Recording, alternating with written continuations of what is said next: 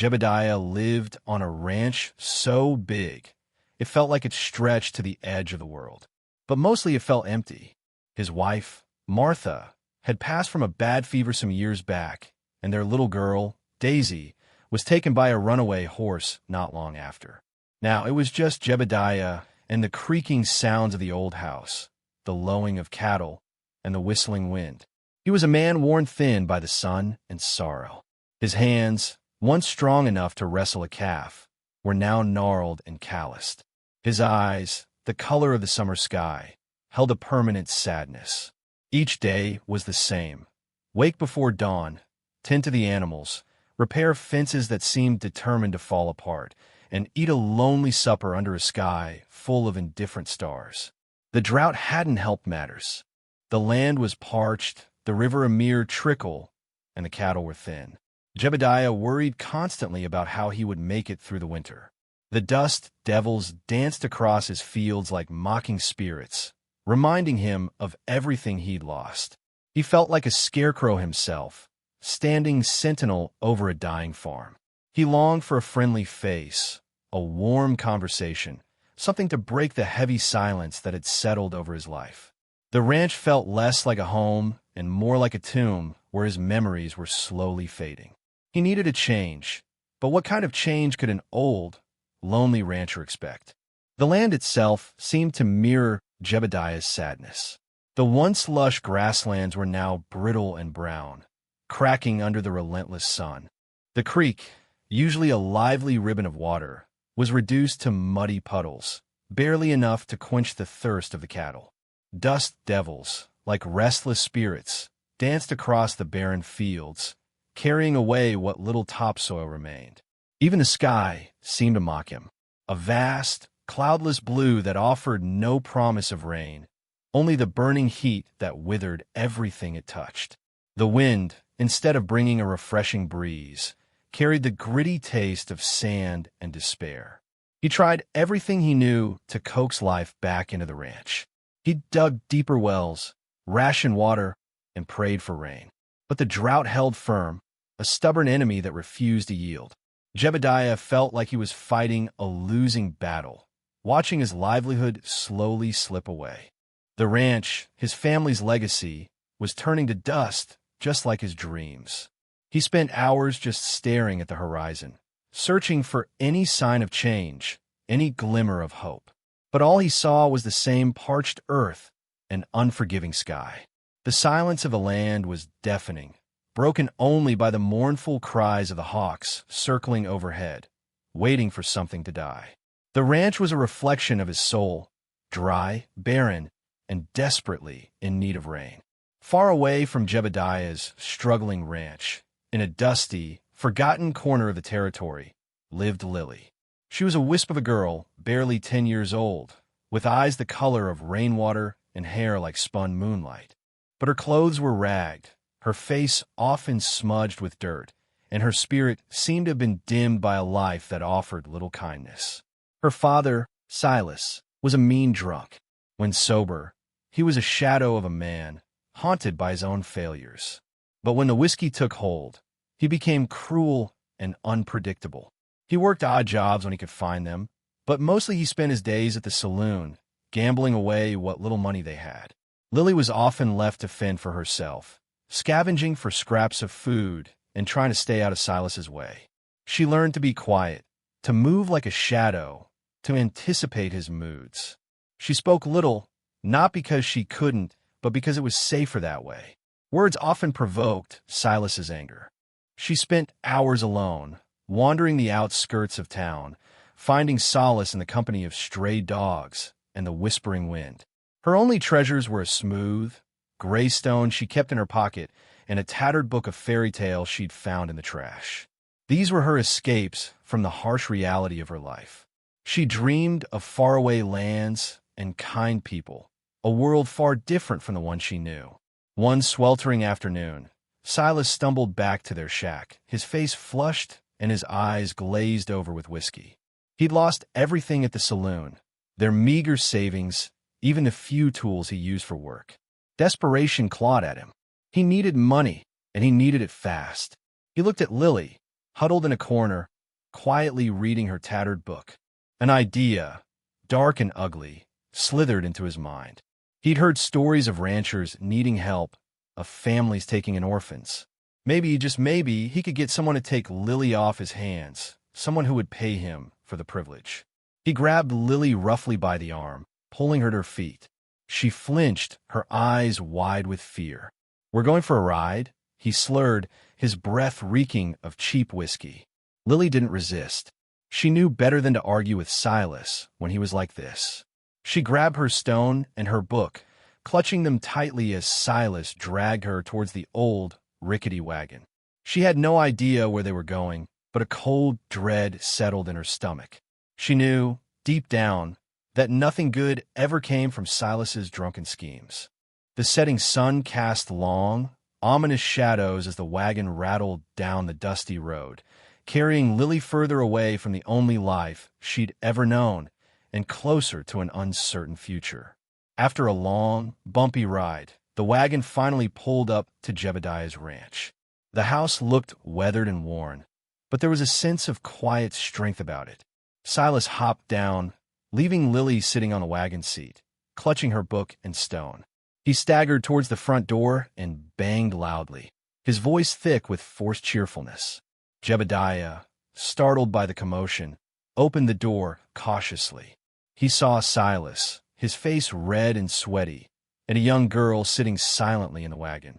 He frowned. "Can I help you?" he asked, his voice gruff.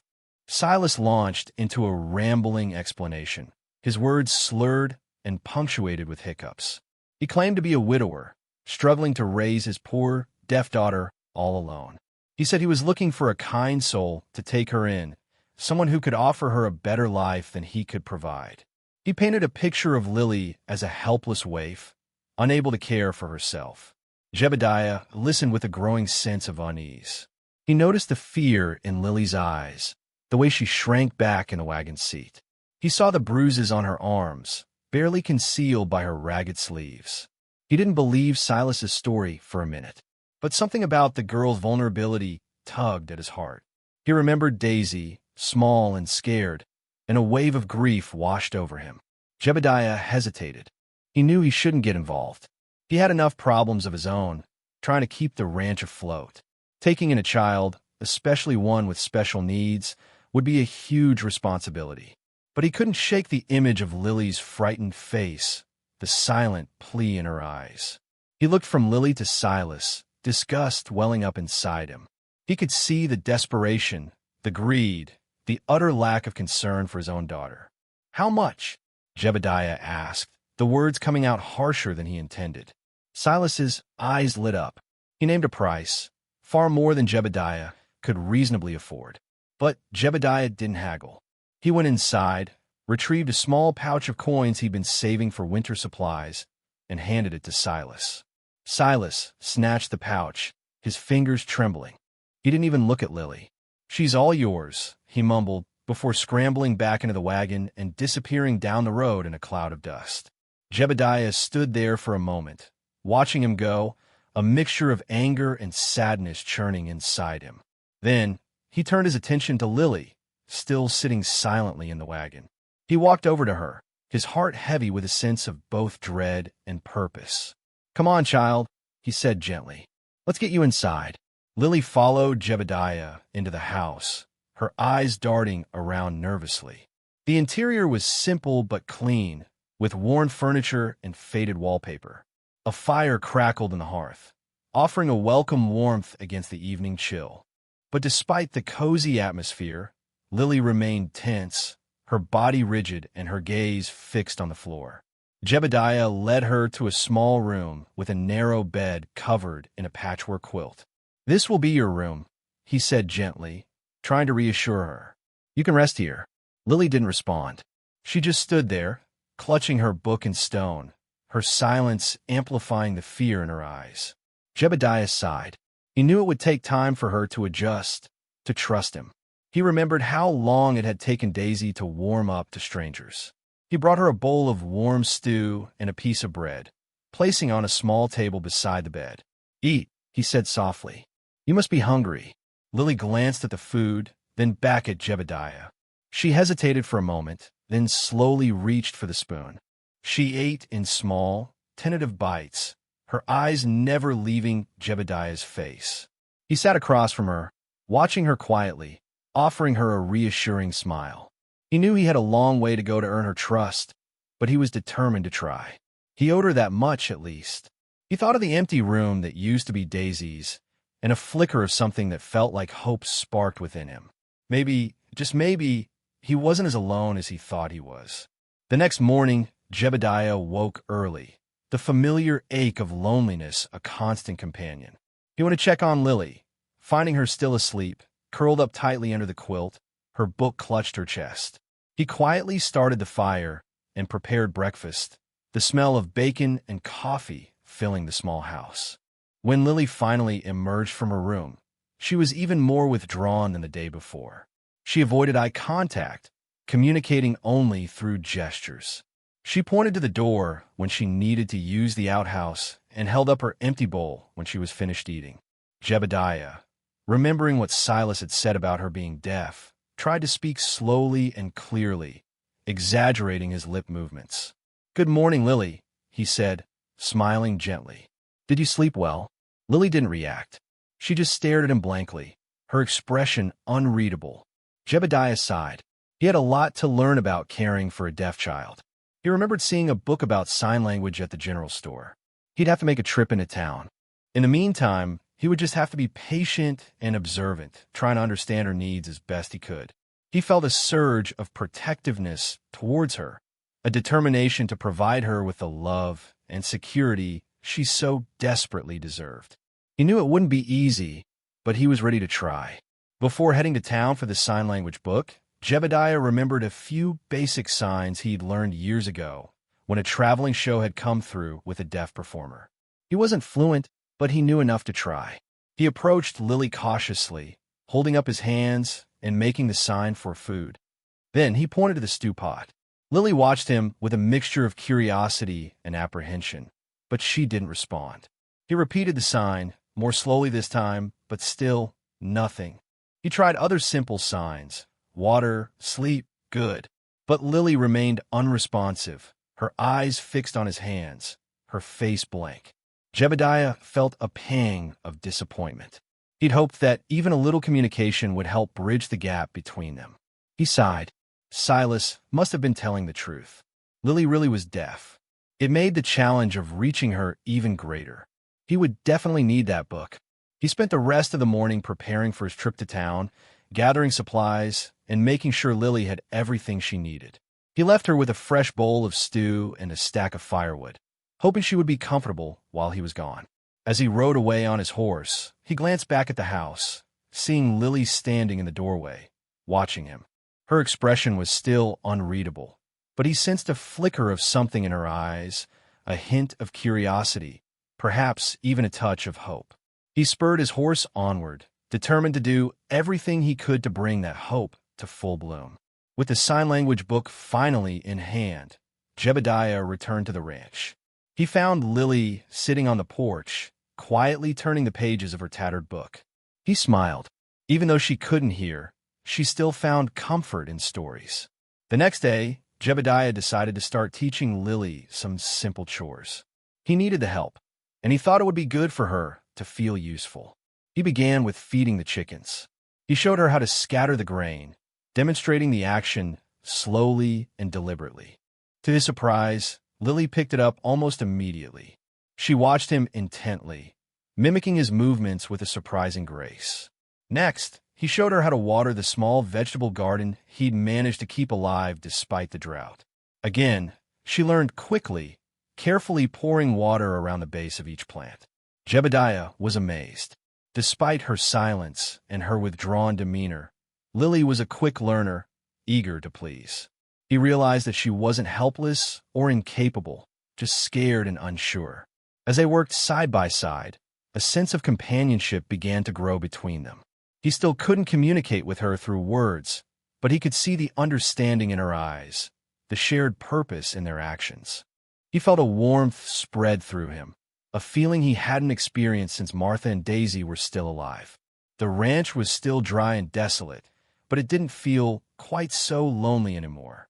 One evening, as they were finishing their chores, the sky turned an ominous shade of gray. The wind picked up, whipping the dust into swirling clouds. A low rumble of thunder echoed in the distance.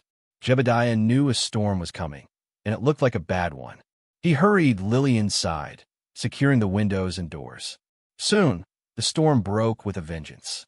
Rain lashed against the house, and the thunder roared like a wild beast.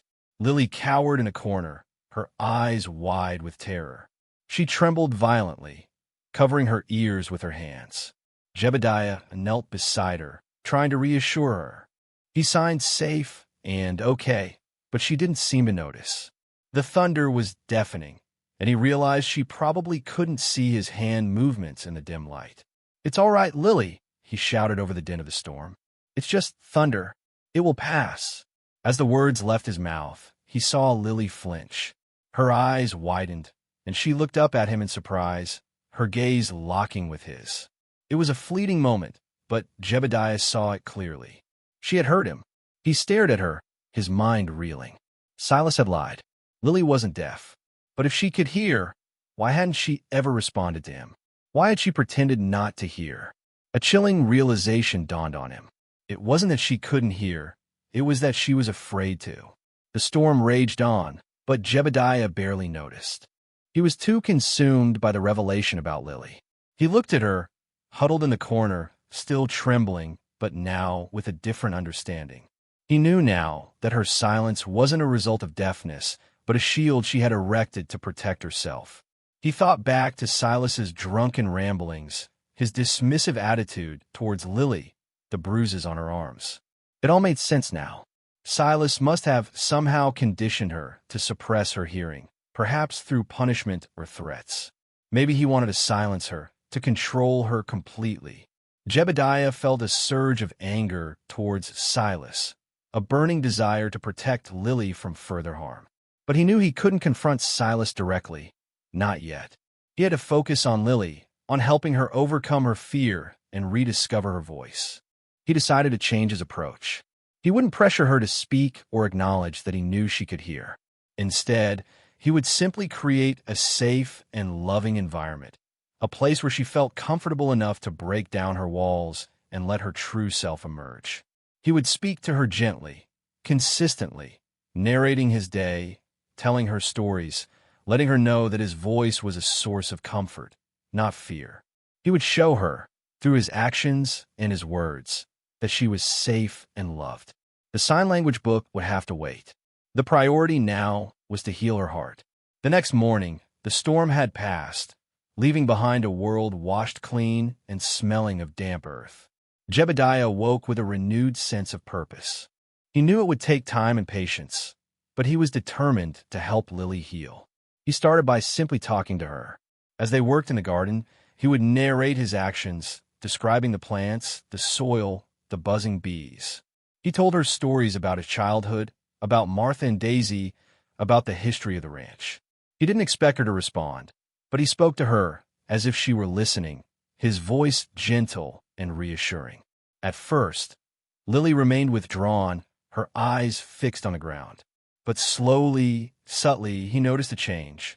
She would occasionally glance at him when he spoke, her expression softening ever so slightly. Sometimes, when he told a funny story, he would see the corner of her mouth twitch in a hint of smile. He continued his gentle narration, day after day, never pressuring her, never demanding a response. He read aloud from her tattered book of fairy tales, using different voices for each character. He sang old cowboy songs while he mended fences, his voice rough but heartfelt. He filled the silence with his voice, creating a warm and comforting soundscape that enveloped Lily in a sense of safety and love. He was planting seeds of trust, hoping they would eventually blossom into a voice of her own. Weeks turned into months, and slowly, almost imperceptibly, Lily began to blossom. The small glances became more frequent, more direct. The fleeting smiles lingered longer, revealing a glimpse of the joy that had been hidden deep inside her. One day, as Jebediah was singing an old lullaby, he noticed Lily's lips moving. She wasn't singing along, but she was trying to mimic the sounds, her brow furrowed in concentration. He stopped singing, and she stopped too, her eyes filled with a mixture of embarrassment and longing. Jebediah smiled gently. "It's okay, Lily," he said softly. "You don't have to be afraid." He started humming the lullaby, and this time Lily joined in, her voice a barely audible whisper. The sound was rough and hesitant, but it was there. It was a start. From that day on, Lily began to experiment with sounds. She would mimic the calls of the birds, the mooing of the cows, the rustling of the wind. She would try to repeat the words Jebediah spoke, her pronunciation often garbled and unclear, but her effort was undeniable. Each small sound was a victory, a step further away from the silence that had imprisoned her for so long. Jebediah encouraged her every step of the way, showering her with praise and affection. He knew that with time and patience, she would find her voice, both literally and figuratively. The ranch was still struggling, but now it was filled with the sweet sound of Lily's tentative voice, a melody of hope in the parched landscape. Flashback. Lily was a small child, no older than 5, sitting on the floor of their dilapidated shack. Silas was drunk, as usual, his eyes bloodshot and his face contorted with rage. A floorboard creaked loudly as Lily shifted her weight, and Silas's head snapped up. "Quiet, you little demon," he roared, his voice slurred and menacing. "Can't you ever be quiet?" Lily cowered, her eyes wide with terror. She hadn't meant to make a sound. Silas stumbled towards her, his hand raised. "You're cursed, you are," he shouted. "Every time you make a noise, bad things happen." He slapped her hard across the face, sending her sprawling to the floor. "I told you to be quiet," he screamed. "I told you." From that day on, Silas became increasingly obsessed with silencing Lily. He would punish her severely for any sound she made, even the slightest whimper. He convinced himself that she was cursed, that her noises brought bad luck and misfortune. He forced her to suppress her hearing, to block out the world around her, to become as silent as a ghost. He told her that if she ever spoke or reacted to sound, something terrible would happen.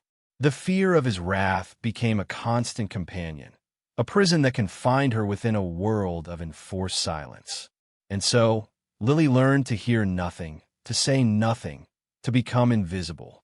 In flashback, one evening, after a long day of working in the garden, Jebediah and Lily were sitting on the porch, watching the sunset. The sky was ablaze with colors, painting the clouds in hues of orange, pink, and gold. Jebediah was telling Lily a story about a mischievous coyote, his voice warm and comforting. Lily was listening intently, her eyes fixed on Jebediah's face. She had been making great progress with her speech, stringing together simple words and phrases. But she still hadn't spoken a complete sentence.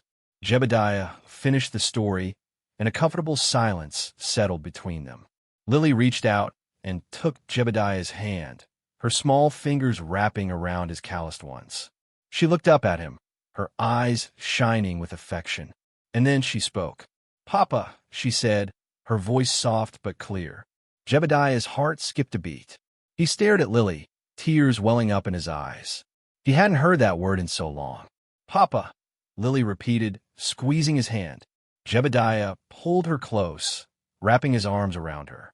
"Oh, Lily," he whispered, his voice choked with emotion. "Oh, Lily." In that moment, the bond between them was solidified, a connection forged in love and trust. He was no longer just a lonely rancher taking in a lost girl. He was her papa, and she was his daughter. The ranch, once a symbol of his grief, was now a home filled with love and hope. The drought might still be raging, but inside, it was raining love. The newfound peace and happiness on the ranch were shattered one blustery afternoon. Jebediah and Lily were in the barn, mending a broken fence, when they heard the familiar creak of Silas's wagon approaching. A wave of dread washed over Jebediah. He knew Silas hadn't come for a friendly visit. Silas stumbled out of the wagon, his clothes even more ragged than before, his face bloated and red. He reeked of whiskey and desperation. Well, he slurred, his eyes falling on Lily. "Look who it is." Back to visit your old pa. Lily shrank behind Jebediah, her eyes wide with fear. She clutched his hand tightly, her knuckles white. Jebediah stepped forward, his jaw clenched. "What do you want, Silas?" he asked, his voice low and dangerous. "I want my daughter back," Silas declared, his voice rising. "I've changed my mind. I need her." "You sold her, Silas," Jebediah retorted, his anger simmering. "You gave up all rights to her." "That was a mistake," Silas insisted, waving his arms wildly. "I was drunk. I didn't know what I was doing. I need her back, and I'm taking her." Jebediah stood his ground, his eyes blazing with fury. "You're not taking her anywhere, Silas. Lily is staying here with me." He knew this confrontation was inevitable, and he was ready to fight for the little girl who had become his daughter. He wouldn't let Silas take her back to that life of fear and neglect. He would protect her no matter the cost. Silas took a step closer, his eyes narrowed and his fists clenched. "You think you could just keep her for me? She's my daughter. I can do whatever I want with her." Jebediah stood his ground, his body tense, but his gaze unwavering. "She's not yours anymore, Silas. You gave her up, and I won't let you hurt her again." "Hurt her?" Silas scoffed. "I never hurt her. I was just trying to protect her from the curse." Jebediah's anger flared. "The only curse in her life was you, Silas. You broke her spirit, but I'm going to help her heal. And I'm not going to let you undo all the progress she's made." Silas lunged forward, grabbing Jebediah by the collar. "You're going to regret this, old man," he snarled. Jebediah shoved him back with surprising strength. "Get off my property, Silas," he warned, his voice dangerously low, "before I make you." Silas stumbled backward, his face flushed with rage. He glared at Jebediah, then at Lily, who was watching the scene with wide, terrified eyes. A tense silence hung in the air, broken only by the whistling wind. The two men stood locked in a silent battle of wills, the fate of a little girl hanging in the balance. The sun beat down on them, casting long, dramatic shadows that amplified the drama of the moment. Jebediah knew that this was more than just a confrontation. It was a fight for Lily's future, a battle between love and neglect, hope and despair. Just as Jebediah was about to defend himself against another drunken lunge from Silas, a small voice rang out, cutting through the tension like a knife. "Stop!" Both men froze, their heads turning towards Lily. She had stepped forward, her small frame trembling, but her eyes filled with a newfound strength. She looked directly at Silas, her voice clear and unwavering. "I don't want to go with you," she said, her words carefully chosen but firm. "I want to stay here with Papa Jebediah." Silas stared at her in disbelief, his mouth agape. "What did you say?" he stammered. "You can hear? You can talk." Lily stood tall, her fear slowly giving way to a sense of defiance.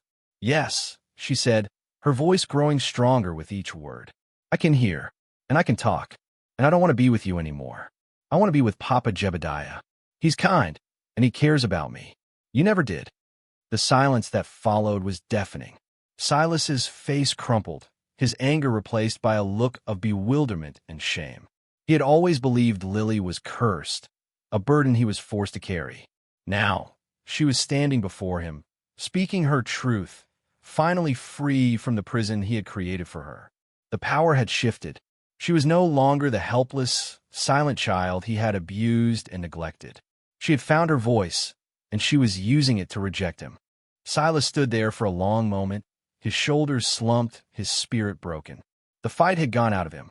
He looked from Lily to Jebediah, seeing the love and connection that had blossomed between them. He knew he couldn't compete with that. Without a word, he turned and stumbled back toward his wagon. He climbed in, his movements slow and defeated, and flicked the reins. The old wagon creaked and groaned as it turned around and headed back down the dusty road, leaving Jebediah and Lily standing alone in the fading sunlight. Jebediah watched him go, a mixture of pity and relief washing over him. He knew Silas would likely never change, that he would continue to live a life of misery and regret. But he was no longer a threat to Lily. She was safe now, protected by his love and her own newfound strength. He knelt down and gathered Lily into his arms, holding her tightly. "You were so brave, Lily," he whispered, his voice choked with emotion. "I'm so proud of you." Lily clung to him, burying her face in his chest. "I'm not afraid anymore, Papa Jebediah," she said, her voice muffled but clear. "I know you'll always protect me." Jebediah held her close, his heart overflowing with love. He had lost so much in his life, but now he had found something precious, something worth fighting for, and he would never let it go. The drought might still be raging, but on the ranch, love was in full bloom. As the sun dipped below the horizon, painting the sky in vibrant hues, Jebediah and Lily walked hand in hand towards the house. The ranch, once a desolate and lonely place, now felt filled with warmth and light. The air hummed with a sense of peace and belonging. Inside, the fire crackled merrily in the hearth, casting dancing shadows on the walls. Jebediah prepared a simple supper, the aroma of stew filling the air. Lily helped him set the table, her movements quick and efficient. They ate together, talking and laughing, their voices blending together in a harmonious melody. After supper, they sat on the porch, watching the stars twinkle in the night sky. Lily snuggled close to Jebediah, her head resting on his shoulder. He wrapped his arm around her, drawing her near.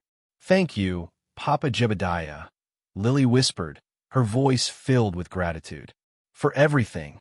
Jebediah smiled, his heart overflowing with love. "You're welcome, Lily," he said softly.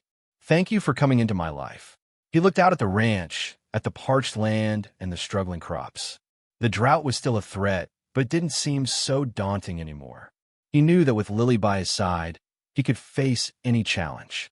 They had each other, and that was all that mattered. The ranch, once a symbol of his grief and loneliness, was now a testament to the power of love and hope, a place where a broken heart could heal and a new family could bloom.